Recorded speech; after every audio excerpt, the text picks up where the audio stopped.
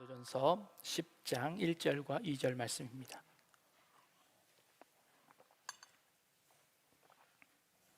우리 다 같이 한 목소리로 함께 봉독합니다. 고린도전서 10장 1절 2절 말씀입니다.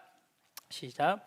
형제들아, 나는 너희가 알지 못하기를 원하지 아니하노니 우리 조상들이 다 구름 아래에 있고 바다 가운데로 지나며 모세에게 속하여 다 구름과 바다에서 세례를 받고. 아멘. 오늘은 참 기쁜 날입니다. 그리고 참 감사한 그런 날이기도 합니다. 믿음의 새 생명들이 탄생한 날이기도 하지요. 특별히 우리 8명의 우리 아이들이 세례를 받았습니다. 다음 세대를 책임져 나갈 우리 믿음의 자녀들입니다. 제가 이렇게 말씀을 드렸더니 우리 어떤 성도님이 그러더라고요. 아니, 안 그래도 어려운 세상에 너무 부담을 주신다고 다음 세대를 이끌어갈 그렇게 책임이 있다는 걸 이렇게 부담을 주시면 어떡하냐고 그러셨습니다. 그래서 다시 말을 바꿉니다. 그들의 존재만으로도 우리에게 큰 감사가 되는 그런 아이들입니다. 감사라는 말은 어떤 뜻일까요? 국어사전을 찾아보면 고마움을 전하는 인사나 고맙게 여기는 마음이라고 되어 있습니다. 감사는 느낄 감자에 살해할 사자입니다. 내가 어떤 좋은 일, 고마운 일들이 있을 때 그 고마움을 고맙다고, 감사하다고 표현하는 것, 그게 감사라는 겁니다. 받은 것을 받았다고 하는 겁니다. 여러분들 그 사업을 하시거나 가게 장사를 하시면 물건을 팔고 물건을 받으면 뭘 주나요? 영수증을 줍니다. 영수증의 의미는 받은 것을 받았다고 하는 것이 영수증입니다. 자, 감사라는 것은 우리가 받은 것을 받았다고 이야기하는 것이 감사입니다. 근데 받아놓고도 영수증을 주지 않으면 그건 이게 도둑놈이 되는 겁니다. 도둑놈 심보가 되는, 영수증을 처리하지 않으면 나중에 또 달라고 할 수도 있지 않습니까? 이게 감사는 받은 것을 받았다고 하는 겁니다. 여러분들의 생에서, 여러분들의 삶에서 받지 않은 것이 하나라도 있나요? 여러분들의 삶에서 받지 않은 것이 어떻게 하나라도 있나요? 없습니다. 그렇지요? 그러니 우리는 삶을 살아가면서 내가 가진 것, 내가 받은 것, 받았다고 이야기하는 것, 감사가 대단한 것이 아니라 그 영수증을 끊어주는 겁니다. 그래서 하나님께서 여러분들에게 이 땅에 태어나 지금까지 하나님께서 베푸신 그 모든 것들에 여러분들 하나님 앞에 받은 것을 받았다고 감사하시는 여러분들의 삶이 되기를 주님의 이름으로 축복합니다. 감사합니다와 고맙습니다의 차이를 아십니까? 그 뜻은 같습니다. 고맙다라는 말의 어원은 고마에서 나옵니다. 근데 고마라는 뜻은 여러 가지 설이 있습니다만 단군 신화로 올라가 인류의 인간의 조상이라고 여겨지는 곰이 그래서 곰아가 되어서 거기에 곰이 베푼 은혜, 그래서 고마라는 그런 썰이 있습니다. 그리고 그 더 올라가면 우리가 인간이 알지 못해서 그렇게 했을 뿐이지 그것은 신적인 기원을 가진다라고 여겨서 고마에 씁니다를 붙여서 고맙습니다는 순수 우리말이라고 합니다. 그러니 고맙습니다의 경어가 감사합니다가 아니라 고맙습니다, 감사합니다는 중국어 표현이거나 혹은 한국어 표현이거나 라는 두 가지가 같은 뜻이라고 여겨집니다. 영어의 감사합니다는 어떤 단어를 쓸까요? thanks라는 단어를 씁니다. THANKS를 씁니다. 그런데 이것과 같은 어원을 가진 think라는 단어가 있습니다. THINK입니다. 스펠링이 하나만 다른데요, 이 어원이 같답니다. 그런데 곰곰이 생각해 보면요, 감사는 생각해 보면 모든 것이 은혜였다고 표현하는 거, 이거 감사라고 하는 겁니다. 가만히 생각해 보니 감사한 겁니다. 자, 연습을 한번 해보겠습니다. 우리 옆에 있는 분들에게 고맙습니다, 감사합니다 하고 한번 인사 한번 하겠습니다. 네. 자, 뭐가 감사하죠? 생각해 보셨나요? 옆에 있는 사람이 나한테 뭐 해준 게 있다고 감사하다고 그러셨나요? 네. 네. 내 옆자리에 앉아준 것만 해도 감사합니다. 네. 네, 감사한 겁니다. 추수감사절의 유래는요, 신앙의 자유를 찾아서 어려운 길을 헤치고 찾아온 청교도들이 인디언들의 도움으로 조그마한 농사를 짓게 되었습니다. 그리고 그것을 추수하며 그들을 초청해 함께 잔치를 베풀었던 것이 추수감사절의 유래입니다. 그들이 원래 살던 고향은 영국이었습니다. 영국에서 먹고 쓰고 입고 했던 옷과 그것과 아무도 없는 그 벌판에 와서 농사를 지어서 추수했지만 그 농작물들은 아마도 정말 볼품 없었을 겁니다. 자기 고향에 있을 때 비교하면 너무 형편없는 그런 것이었을 겁니다. 그럼에도 불구하고 그들이 잔치를 베풀 수 있었던 것은 신앙의 자유를 주신 은혜를 감사합니다. 그리고 이곳에서 살아서 버텨낼 수 있도록 해주신 것 감사합니다 라고 기도하는 그들의 감사였습니다. 그 형편이 전보다 훨씬 나아서가 아니라 그 오늘 하루를 감사했던 그 감사가 추수감사절의 유래라는 것이지요. 이 땅을 살아가는 우리들은 어떨까요? 여전히 전쟁의 소문이 있습니다. 그리고 이 세계에서 나라가 분단되어진 나라는 오직 우리 한 나라밖에 없습니다. 이런 전쟁의 위험 속에, 그리고 여전히 전염병의 위험이 도사리고 있습니다. 그럼에도 불구하고 새 생명을 주시고 하루를 살아갈 힘을 허락하신 것, 이 추수감사절을 맞이하며 우리 하나님께 감사할 수 있기를 바랍니다.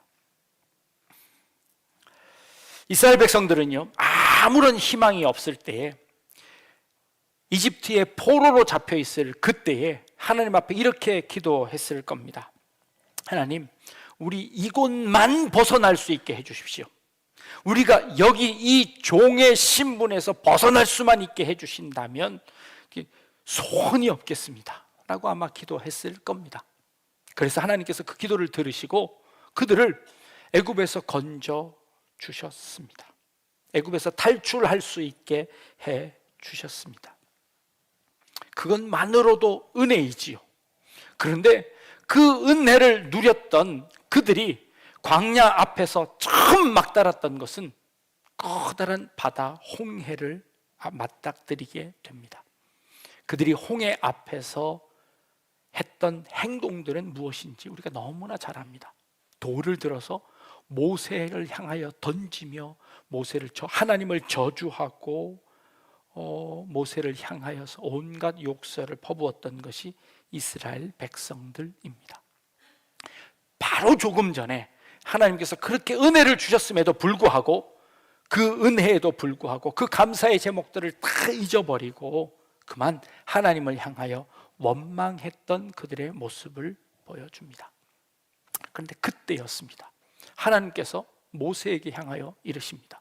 너는 높은 곳으로 가서 저 바다를 향하여서 내 지팡이를 가르쳐라 라고 말씀하셨습니다.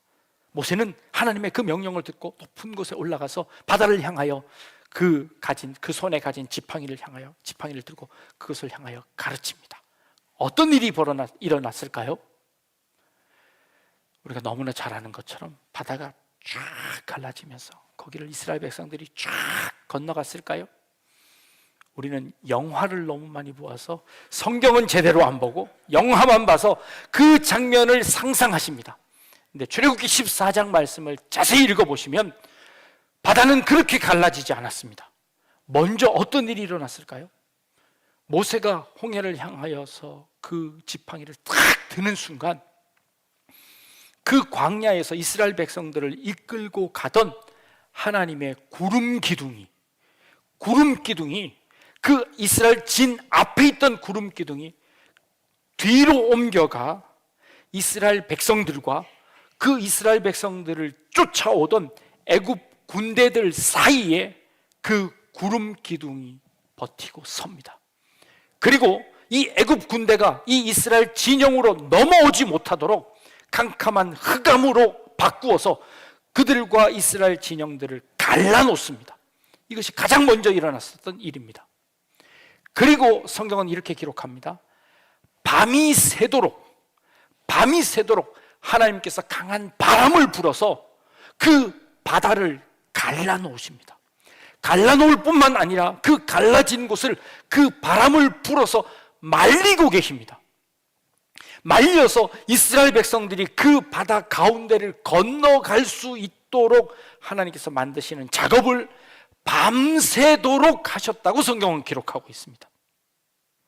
그래서 이스라엘 백성들은 그곳을 건너갈 수 있게 되었다라고 성경은 이야기합니다. 그렇습니다.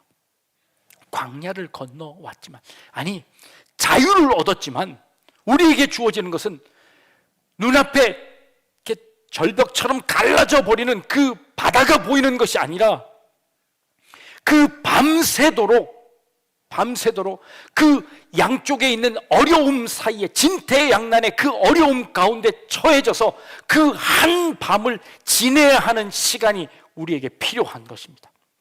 그 시간에 우리는 뭘 할 수 있을까요? 그 시간에 이스라엘 백성들은 무엇했을까요? 바로 조금 전까지만 해도 하나님을 향하여, 모세를 향하여 원망하던 그들이 구름 기둥이 옮겨가 자신을 지키는 모습 속에서, 그리고 이 앞쪽에서는 하나님이 강한 바람으로 그 바다를 바람으로 물리쳐 주시고 계시는 그 광경 속에서 그들은 가장 안전한 사이에서 그 밤을 지내는 그 밤에 그들은 하나님을 향하여 감사하다고 고백하지 않았을까요? 자신의 입술에 있었던 그 모든 불평들이 사라지고 하나님을 향하여 감사의 기도를 드리지 않았을까요? 여전히 자신들을 죽이려고 하는 그 군대들의 소리는 바로 진 뒤에서 들려오고 있습니다. 그러나 그 흑암이 그들을 막아주고 그 구름 기둥이 이스라엘을 막고 있는 그런 모습을 봅니다. 지금 우리의 삶에 여전히 전쟁이 있고 여전히 전염병이 있고 우리 한국을 들어서 헬조선이라고 이야기합니다. 전혀 희망이 없다고 이야기합니다. 요즘 젊은이들이 자녀를 낳지 않겠다고 이야기합니다. 자녀를 키우는데 2억이 들어가니 3억이 들어가니 그 아이를 교육시키고 그 아이들을 먹이고 재우고 집 사는 것이 이렇게 어려운데 어떻게 결혼하냐고, 어떻게 자녀를 낳냐고 이야기합니다. 그들의 말이 하나도 틀리지 않습니다. 그들의 말이 하나도 틀리지 않습니다. 그러나 그들은 그 구름 기둥에 하시는 역할, 그리고 그 앞서서 우리를 향하여 그 바람을 불어일으키는 그 하나님의 역사를 그들은 믿음의 눈으로 바라보지 못하고 있는 모습인 것이죠. 이스라엘 백성들이 광야에 나와서 가나안 땅으로 정탐꾼을 12명을 보냅니다. 12명이 그곳에 가서 가나안 땅을 바라보고 옵니다. 10명의 정탐꾼들은 이야기합니다. 우리는 그들에 비하면 메뚜기에 불과합니다. 우리는 절대 그 땅을 취할 수 없습니다. 우리는 절대 그 성을 들어갈 수 없습니다 라고 고백합니다.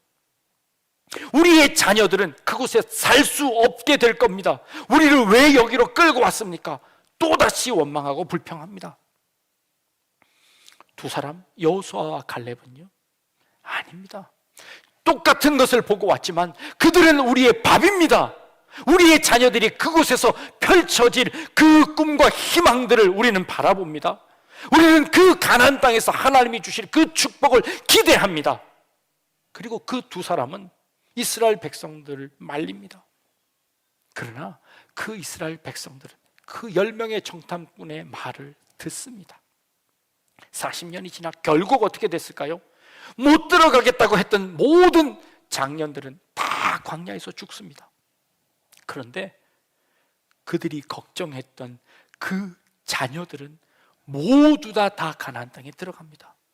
그리고 여호수아와 갈렙은 그들을 이끌고 그 가나안 땅에 들어갈 수 있게 되었습니다. 누가 봐도 이 세상은 참 어려운 세상입니다. 누가 봐도 우리의 미래는 캄캄하기만 합니다. 그러나 우리와 함께 하시는 하나님이 우리를 지키실 것을 믿습니다. 우리를 지키시는 그 하나님께서 밤새도록 바람을 불어서 우리의 앞길을 말려주실 줄을 믿습니다. 우리의 자녀들의 앞길을 하나님께서 책임져 주실 줄로 믿습니다. 이것이 믿음입니다. 그리고 우리는 그 하나님의 은혜에 감사하는 것입니다. 오늘 우리가 읽은 본문에 사도 바울은 이 모세에 의해서 일어났던 이 일들을 다른 비유로, 다른 상징으로 설명하고 있습니다.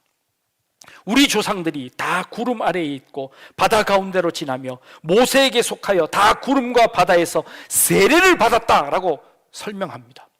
지금 이 이스라엘 백성들이 그 구름 기둥 밑에서 그 홍해 바다를 건너가면서 행했던 그 모든 것을 무엇과 비교하냐면 세례와 비유하고 있습니다.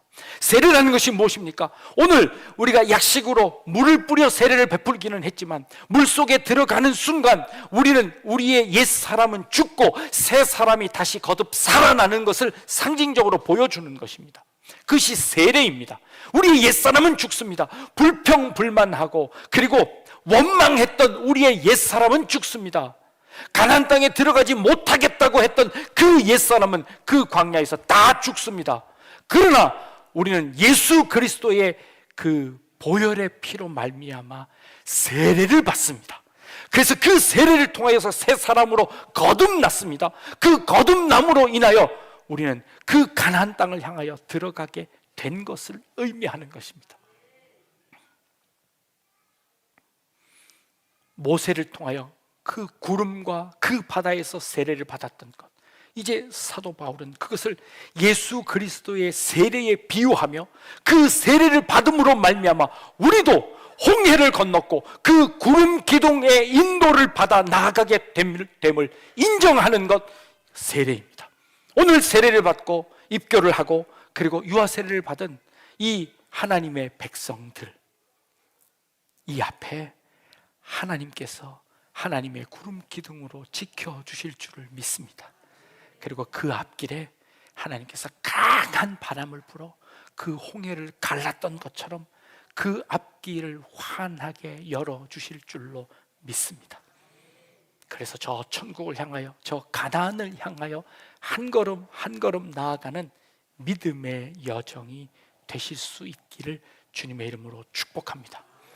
때로는 환난이 있습니다. 때로는 고난이 있을 수 있습니다.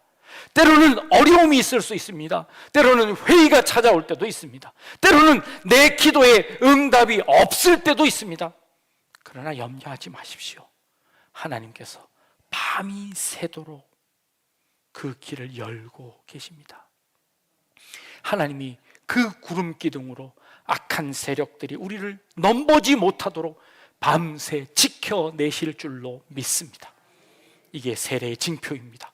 이 세례를 통하여 여러분들이 그 하나님의 자녀 되었음을 하나님 앞과 온 회중들 앞에서 증거했습니다.